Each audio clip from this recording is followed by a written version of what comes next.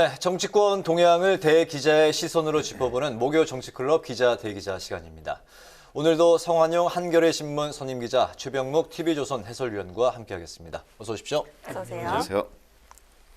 네, 바로 오늘 첫 번째 토크 주제로 들어가 보겠습니다. 오늘은 성 기자님부터 할까요? 네, 여야 지도부 교체식이죠. 원내대표 양쪽 다 새로 뽑혔고요. 더불어민주당은 송영길 대표가 취임했고 국민의힘도 머지않아 전당대회 할 것 같습니다. 네. 그래서 여야 새 지도부 출범 이후 지금 전국이 어떻게 돌아가는지 얘기를 해보는 게 좋을 것 같습니다. 알겠습니다.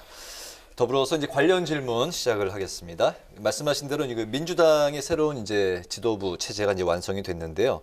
송영길 대표 취임 이후에 여러 가지 이제 변화의 조짐이 좀 보이는 것 같습니다. 비주류 인사들을 임명직에 이제 배치를 했고 또 이제 부동산 특유의 진선미 위원장을 이제 교체를 했는데요. 송영길 대표의 선출 배경 그리고 선출 이후의 행보 어떻게 보고 계십니까? 네, 이 굉장히 격차가 적지만 뭐 정치에서는 한 표라도 이기면 이기는 겁니다. 어쨌든 4월 7일 재보궐선거 참패 이후에 이른바 그 친문 주류가 아니고 이제 비주류 쪽 대표가 탄생했다. 이거 자체가 좀 의미가 있는 것 같고요. 또 송영길 대표가 된 다음에 이렇게 인사도 이제 비주류 인사들을 대거 발탁하고 있습니다. 윤관석 의원, 인천의 연고가 있죠. 사무총장으로 발탁했고요. 지금 정책위 의장은 누굴 시킬지 잘 모르겠습니다. 근데 이 부분까지 이제 봐야 비주류 친정 체제까지 가는 건지 아닌지, 다른 정파하고 좀 연합 체제를 구축하는 건 아닌지 이런 부분을 좀 관찰해볼 포인트 같은 것들이 있습니다.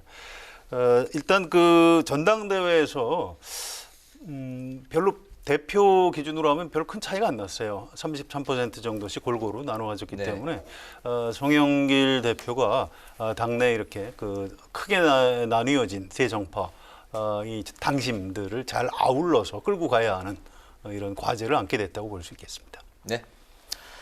사실은 그 이제 민주당 그러면 친문들이 당을 좌지우지한다 뭐 이런 평가들이 밖에서 많았잖아요. 네. 대표 경선을 하기 전에는. 그런데 이번에 보면 이제 친문의 아주 강력한 지지를 받고 있던 홍영표 의원이 아주 근소하지만 하여튼 그 탈락을 했단 말이죠. 그런 걸 보면 친문은 과연 민주당에서 과다대표되고 있는가 하는 부분이 지금까지 논란을 벌였는데 저는 그것이 어느 정도 확인된 대표 경선이었다 이렇게 생각을 하고요. 네. 그다음에 이제 송영길 대표가 되면서 여러 가지 정책적 차별화 같은 걸 지금 시도를 하고 있잖아요. 뭐 예를 들어서 비주류 사무총장을 앉힌다든가 뭐 그런 것뿐만 아니고 네. 부동산 정책이나 이런 것도 결국은 당이 주도하겠다는 얘기를 하고 있고요. 그다음에 이제 뭐 민주당 그러면 지금까지 그 항상 비판받는 이유 중에 하나가 그 당의 그 내로남불 뭐 이중잣대 뭐 이런 거 아니겠습니까? 네. 그것도 이제 뭐 시정을 하겠다 이렇게 얘기는 했는데 그건 이제 좀 더 구체적인 면을 봐야 되지만 어쨌든 간에 상당한 정도로 지금 차별화를 시도하고 있다. 그래서 저희도 저 차별화가 과연 그 친문 주류가 아직도 건재한 민주당에서 성공할 수 있을까? 그런 거를 좀 주목해서 보고 있습니다. 알겠습니다. 최고위원이 이제 아무래도 친문이 다수이다 보니까 이 송영길 대표 앞으로 이제 행보에 좀 이제 제한이 있지 않을까 이런 관측이 나오고 있습니다.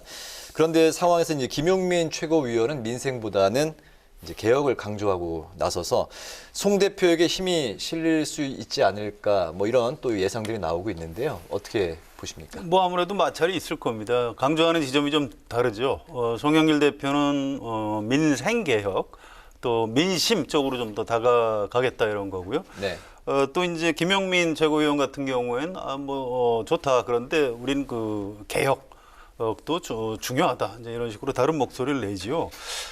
봉화마을의 당 지도부가 좀 약간 미루고 부동산 문제부터 정리를 하자 이렇게 했는데 김용민 최고위원이 먼저 내려가서 이제 사진을 찍어서 SNS에 올렸습니다. 그래서 이게 앞으로 더불어민주당 최고위원회가 좀 시끄럽겠구나 이런 걸 예고하는 이런 장면 같은 게 있었고요. 앞으로 아마 그 개혁의 방향과 속도를 놓고 대표하고 최고위원들이 좀 설전을 벌이는 그런 모습도 어느 정도 예상이 됩니다. 네. 그렇죠. 그 충분히 예상할 수 있을 거예요.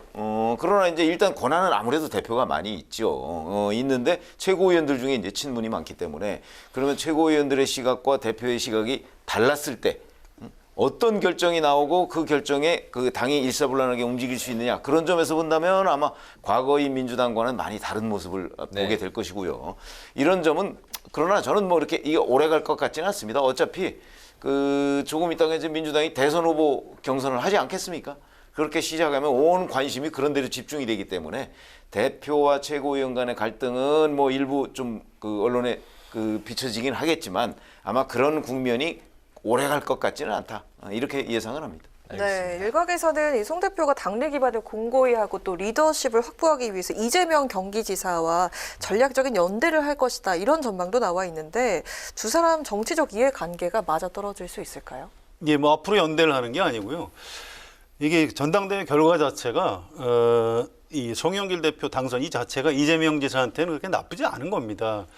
이른바 그 당내 그 친문 세력, 이재명 지사를 싫어하는 세력이 굉장히 많은 것 아니냐 했는데 한 3분의 1 정도로 가두는데 성공을 한 측면이 있어요. 그래서 이 송영길 대표 자체에 대해서 이제 이재명 경기지사가 뭐 이렇게 아주 적극적인 뭐 환영을 한다거나 뭐 이렇게 의사 표시는 못 하고 있지만 내심은 그렇게 싫지 않다 이런 표정이고요. 이게 우리가 앞으로 더불어민주당을 그동안은 분석을 할 때 문재인 대통령과 친문 세력과 또 비문, 친문, 비문 뭐 이런 구도로 자꾸 분석을 했는데 네. 좀 전에 그 최병목 의원 말씀하신 흐름이 맞습니다. 앞으로는 대선 주자들 간의 이제 경쟁으로 넘어갈 겁니다. 또 송영길 대표가 굉장히 좀 그 리더십이 강한 스타일이에요. 현 대표, 당권을 가진 송영길 대표와 대선 주자들 간의 뭐 어떤 대치 전선 이런 것도 좀 예상이 되죠. 그래서 어차피 뭐 친문, 비문 이런 식으로 민주당 내부를 분석하는 거는 앞으로 뭐 그렇게 그렇게 유용한 분석 도구가 아닌 것 같습니다. 네. 그렇습니다. 알겠습니다. 그러나 기본적으로 이재명 지사 입장에서 본다면 지금 말씀하셨듯이 바로 이 당이 그 친문 주류의 의견대로 움직이는 당. 뭐 이런 거는 이번에 그렇지 않네 하는 걸 저는 일견 봤다고 생각하거든요. 네. 그럼 이재명 지사로서는 송영길 대표의 당선이 굉장히 고무적이죠. 그럼 앞으로 이제 그 대선 주자들 중심으로 당이 굴러갈 텐데 그 경우에 대표의 역할이라고 하면 그 대선 주자들 간에도 여러 가지 갈등이 있을 수 있어요. 당장 나온 게 뭐 대선 후보 경선을 연기하자 뭐 이런 거 아니겠습니까? 네. 그런 부분에서 송영길 대표가 조정자로서의 역할을 해야 되는데 이게 조정자에 그치지 않고 일종의 그런 부분에 대한 심판자처럼 역할을 하려고 할 가능성이 있어요. 송영길 대표의 평상시의 리더십을 보면 네. 이제 그렇게 되면 자칫 잘못했다가는 대선 주자 전체와 대표가 좀 갈등을 벌인 양상으로 그 발전할 수도 있겠다. 그런 점을 아마 민주당이 조금 경계해야 되지 않겠는가 이런 생각을 하게 됩니다. 알겠습니다. 네. 국민의힘 이제 김기현 원내대표가 이제 호남 민심 잡기에 이제 나선 모습인데요. 내일 그 첫 번째 지방 일정으로 광주를 방문해서 5.18 민주묘지도 이제 참배할 예정이라고 하는데 또 그 초선 의원들도 오는 10일 광주를 이제 방문한다고 합니다. 이런 국민의힘의 호남행 어떻게 보십니까? 그래서 뭐 일단 잘하는 거죠. 워낙에 이제 영남 국회의원들이 많다 보니까 지역 갈등 해소를 위해서 호남에 계속 가서 뭐 그 전에 김정인 위원장이 무릎 꿇었듯이 새로 들어선 지도부가 이제 우리는 그 호남을 포기하지 않았다. 이런 정치적 메시지, 통합의 메시지를 보이는 건 아주 좋은 일입니다. 그런데 이게 그렇다고 어떤 원내대표나 당대표 선출에서 그럼 영남당 논쟁이 벌어지는 게 꼭 그렇게 바람직하냐? 그렇지는 않은 것 같아요. 이게 뭐 도로 영남당이다 이렇게 비판하는 사람도 있는데 그게 아니고 본래 영남당입니다. 그쪽이 당원이 압도적으로 많아요. 이제 민주당 쪽에 아무래도 호남 연고가 있는 당원들이 많고 수도권이 많은 것하고 뭐 비슷한 이치입니다. 또 이게 정당에서 이제 지역 안배는 정권을 잡고 나서 장관 인사를 뭐 한다거나 이럴 때 이제 안배를 하는 거지. 그 당의 대표, 대선 주자도 아니고 당 대표를 뽑는데 뭐 영남이다 아니다 이걸 갖고 논쟁을 벌이는 게 약간 좀 유치한 측면이 있어요. 그래서 이건 별로 그렇게 바람직한 그 논쟁은 아닌 것 같고요. 어차피 정당이라는 게 당직 선거는 당심, 또 공직 후보는 민심을 따라서 선출하는 게 옳다고 생각을 합니다. 네. 네. 과거에 보면 이제 지금 현재 국민의힘 의원과 그다음에 민주당 의원 간에 뭐 서로 뭐 통합 뭐 이런 얘기를 해가면서 서로 자매 결연도 맺고 왔다 갔다 많이 했어요. 네. 그런데 그게 사실상 결실을 별로 맺지 못했단 말이죠. 왜냐하면 그런 것이 이렇게 무르익다가도 선거 한번 치르고 나면 또 지역 갈등이 확 두드러지고 뭐 이런 경우가 많았거든요. 네. 그런 걸 보면 아마 김종인 전 비대위원장 시절부터 이제 호남 끌어안기 뭐 이런 표현이 언론에서 많이 나왔잖아요. 근데 지금 김기현 새 원내대표, 그다음에 이제 뭐 6월 달쯤에 되면 이제 새 대표가 국민의힘에도 나올 텐데 그럴 경우에 이런 거는 아마 지속은 되겠지만 문제는 이게 한두 번으로 해결될 문제가 아니란 말이죠. 그렇기 때문에 그 차기 지도부, 그러니까 대표를 이제 뽑아야 되니까 아마 거기까지도 얼마나 진정성을 인정받을 수 있느냐. 결국 여기에 따라서 뭐 좌우가 되겠죠. 이제 호남에서도 국민의힘을 지지할 수 있는 분위기가 형성이 되느냐 안 되느냐. 그게 몇 번의 요런 경우만 보고서 판단하기는 이르다. 이렇게 생각합니다. 네. 민주당 송영길, 윤호중 투톱 체제와 국민의힘 김기현 당대표 권한대행 체제, 선출 직후에 법사위원장을 비롯한 원구성 재협상을 두고 신경전을 벌이고 있는데요. 인물 면면으로 봤을 때 앞으로 여야 호흡은 어떨까요? 전망해 보시죠. 글쎄 뭐 잘 아시다시피 윤호중 그 원내대표 같은 경우는 뭐 강성 친문이다 뭐 이런 평가가 언론에서 많이 나오고 있고 김기현 의원은 또 김기현 원내대표는 잘 아시다시피 울산시장 선거 의혹의 피해자인 셈이에요. 그러면서 이제 최근에 법사위원장을 뭐 심지어는 작물이다 뭐 이렇게까지 얘기를 할 정도고 보면 아마 이 두 사람이 원만하게 합의를 해서 국회를 운영해 나가는 것은 현실적으로 어려운 것 아닌가. 그래서 앞으로 상당한 정도의 갈등 이런 것이 예상이 되고 더군다나 문재인 대통령의 임기 말 아닙니까? 임기 말이고 4월 7일 보궐선거에서 민주당이 참패를 했기 때문에 네. 아마 국민의힘의 기세가 어느 정도 지금 살아있단 말이죠. 그런 점으로 본다면 근데 국회의석은 여전히 뭐 압도적으로 밀리는 상황이고 이렇게 된다면 아마 두 사람 간의 갈등은 훨씬 더 부각될 가능성이 많다 이렇게 생각합니다. 네. 정치 환경도 여야의 그 대치가 격화될 가능성이 높습니다. 역대 임기 5년 대통령제 권력 구조에서 계속 여야 관계가 좋다가도 대선 앞둔 1년 동안은 뭐 말도 못하게 싸웠습니다. 그래서 지금부터 대선 때까지는 뭐 사람이 뭐 사나워서라기보다도 환경 자체가 네. 여야 간의 대치 전국으로 갈 수밖에 대치 전국으로 갈 수밖에 없는 이런 환경인 것 같습니다. 네, 네. 네, 다음 이슈는요. 최 의원께서 선택한 주제 한번 들어보도록 하겠습니다. 네, 오늘 김부겸 총리 후보자에 대한 청문회가 이제 열렸고요. 네. 내일까지 열리죠. 그런데 사실은 그 장관들 5명에 대한 청문회가 한꺼번에 열렸습니다. 그래서 그 여파와 이 청문회 슈퍼위크 뭐 이렇게 얘기를 하지 않습니까? 네. 이걸 한번 다뤄보자고 제가 제안을 하겠습니다. 네. 네. 이번 주 청문회 전국 여야 지도부 선출 이후에 처음으로 맞붙은 상황인데요. 오늘 있었던 김부겸 국무총리 후보자 인사청문회에서도 여야가 언성을 높이면서 신경전을 벌였습니다. 그 화면 먼저 보시고 이야기 나눠보겠습니다. 아니 여기가 국무총리 청문회장입니까? 정쟁회장입니까? 지금 국무총리 후보자의 자질과 능력을 검증하는 것과는 무관하게 모든 발언을 정쟁으로 하고 있습니다. 김병조 의원, 예? 이러한 무능하고 무도하고 부패한 정권의 실책에 대해서 후보자가 어떻게 생각하는지, 총리가 되면 이런 부분에 대해서 어떻게 시정할 것인지에 대한 각오가 없다. 모두 발언해서 그걸 지적한 겁니다. 그만하세요. 이게 자질과 능력에 대해서 지적을 한 거예요. 자, 왜 매번 의원들 질의에 대해서 마무리합시다. 평가를 하시고 네. 네? 자, 그러면 3분이 남아 있잖아요. 그만하세요. 서 의원님. 서영도 의원. 그만하세요. 한두분. 자, 그만하세요.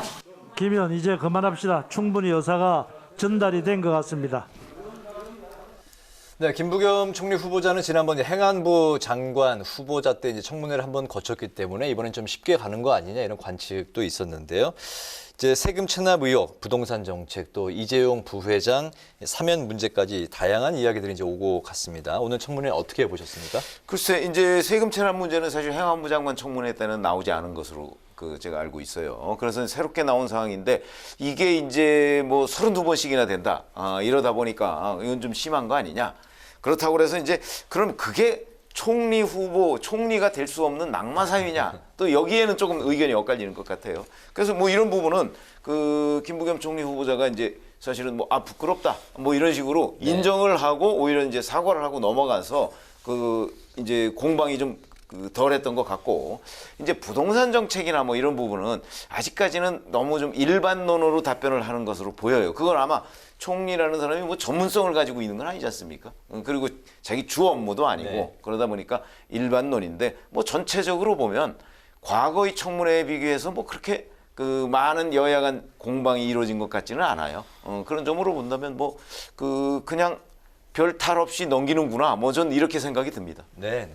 네, 그전에 이제 이낙연 국무총리 또 정세균 국무총리 할 때하고 오늘 분위기 비교해 보면 확실히 좀 약해졌습니다. 문재인 정부의 마지막 총리라는 점도 있고요. 또 이제 이 김부겸 국무총리 후보자 전 국회의원 출발을 사실 한나라당에서 했거든요. 그래서 야당의 좀 선수가 높은 정치인들하고 잘 아는 사이입니다.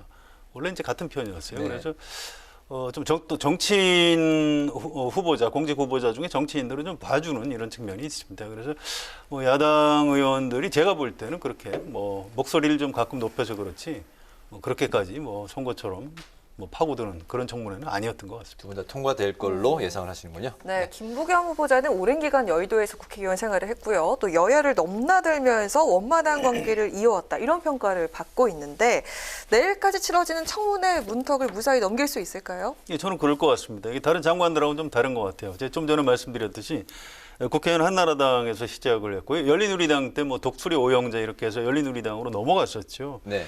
이분이 민주당에서는 그것 때문에 굉장히 고생을 많이 하셨어요. 비주류라고. 아니 뭐 당신 보수당에 있다 온 거 아니냐. 네. 책을 썼는데 책 이름을 나는 민주당이다. 이렇게 썼어요. 하도 당내 비판을 많이 받으니까. 또 당내 경선에 나갈 때마다 표를 잘 못 얻는 배경 중에 또 하나가 그겁니다. 그런데 이걸 반대로 보면 야당 입장에서는 어쨌든 대구의 경북고를 나왔고요. 원래 고향은 상주입니다. 또 성품 자체가 이게 통합형이에요. 분열을 이야기하는 이런 스타일이 아니고 우리 여야 간에 좀 손잡고 화합해가면서 대화와 타협의 정치를 하자 이런 스타일입니다. 그래서 네. 야당 의원들이 우리 김부겸 의원은 민주당만 아니면 참 좋겠어 이런 얘기를 참 많이 합니다. 그래서 이런 것들이 다 작용을 해서 이번 인사청문 보고서 채택 같은 거 좀 무난히 이루어지지 않을까 이렇게 예상을 합니다. 네.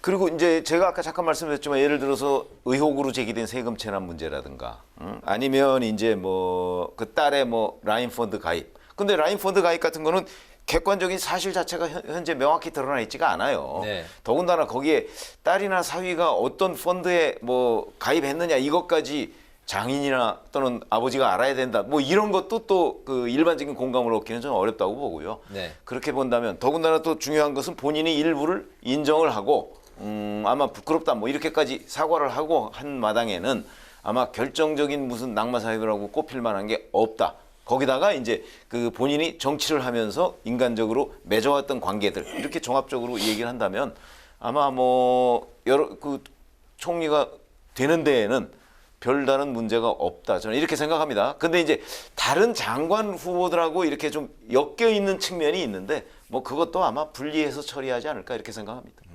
정치 공학적인 고려가 있지만 역시 좀 무난하게 통과하지 않을까 두 분 그렇게 예상을 하고 계시는데요.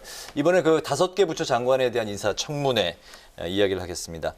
야당은 그 임혜숙, 노형욱, 박준영 세 후보자를 부적격으로 이제 판단을 하고 청문 보고서 채택을 이제 거부했는데 정부 여당이 여러 가지 이제 뭐 상황으로 임명을 또 강행하기도 부담이 좀 따르는 상황인데 어떻게 전망하십니까? 그렇죠. 더군다나 4월 7일 보궐선거에서 민주당이 참패를 했단 말이죠. 네. 그때 참패한 이유 중에 하나가 이제 뭐 내로남불이다 뭐 이런 얘기 많이 하지 않습니까? 그러다 보니까 이제 민주당으로서는 야 곧바로 지금 쇄신을 해도 모자랄 판에 또다시 이런 후보들을 내세우고 이걸 5명을 다 밀어붙인다라고 했을 때 민심의 향배가 어떻게 될까? 이걸 아마 신경 안 쓸 수가 네. 없을 거예요. 그런 점에서 보면 이번에 아마 여론의 동향을 저는 정밀히 체크하고 있을 거라고 생각을 합니다. 여권 핵심에서. 네. 그러면서 만약에 누구 하나 때문에 여론이 급격히 악화된다. 뭐 이런 조짐을 보이면 아마 그중에 1명 내지 2명 정도를 뭐 여러 가지 방법이 있잖아요. 뭐 지명철회나 자진 사퇴나 뭐 그렇게 하지 않을까. 근데 여론이 꼼짝도 하지 않는다. 이런 부분에 관해서. 그러면 뭐 또 다시 그 청문 보고서 채택 없이 임명을 하겠죠. 알겠습니다. 네.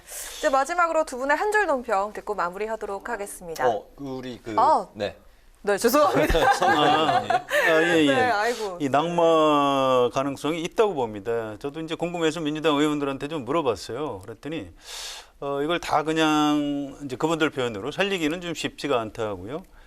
임혜숙 후보자하고 박준영 후보자 두 분 중에 한 사람 정도는 미안하지만 좀 포기해야 될 것 같다 이렇게 얘기를 하고요.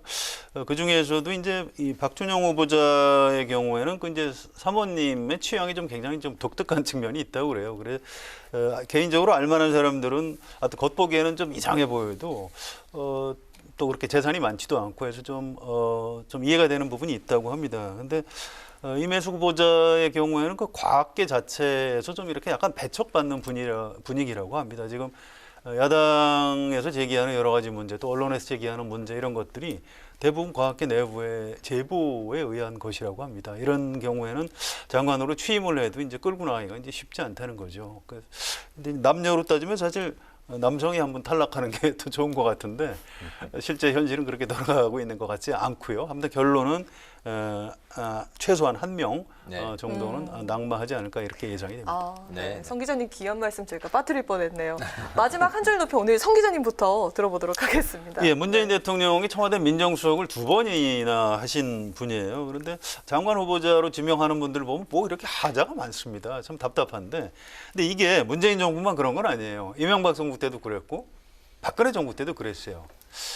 자, 저는 요즘 정치부 기자를 꽤 오래 했는데 그런 생각을 합니다. 우리나라에서 장관을 할 정도의 엘리트들이 좀 너무 좀 문제가 많은 사람들이다. 좀 집단적으로 좀 너무 좀 막 사는 것 아닌가 이제 이런 답답함이 있습니다. 그래서 오늘 한 줄 논평 장관 하려면 좀 깨끗하게 살아라라고 하겠습니다. 네. 네.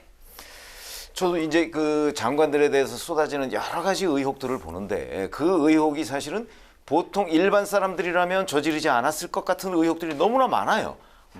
그런 점에서 제가 오늘 한 줄 논평은 일반인만도 못한 장관 청문회 이렇게 정했습니다.